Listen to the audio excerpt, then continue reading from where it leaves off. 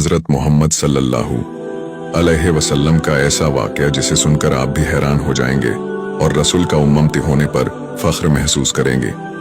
अल्लाह ने किसी भी नबी को इतना नूरानी चेहरा और इतनी खूबसूरत आवाज़ देकर दुनिया में नहीं भेजा था जितना कि मेरे नबी को खूबसूरत और नूरानी बनाकर भेजा था।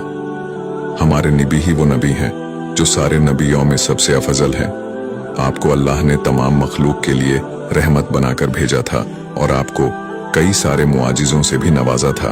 उनमें से एक मुआजिज़ा यह था कि आप जानवरों से बात किया करते थे और उनकी बोलियां समझ सकते थे। ऐसे ही आप कहीं जा रहे थे तो आपको आवाज आई, या रसूल अल्लाह। आपने पीछे मुड़कर देखा।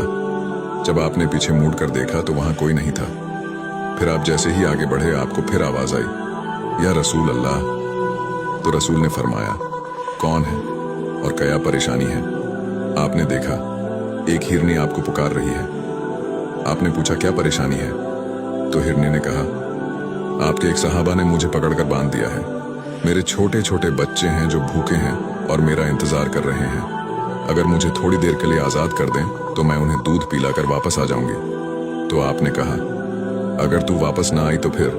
तो हिरण्य ने कहा, अगर मैं वापस ना आई तो अल्लाह मुझे जहन्नुम में डाल दे।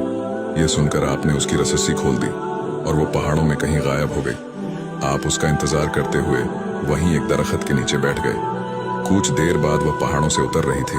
वो आपकी खिदमत में आई और बोली, या रसूल अल्लाह, मैं हाजिर हूँ।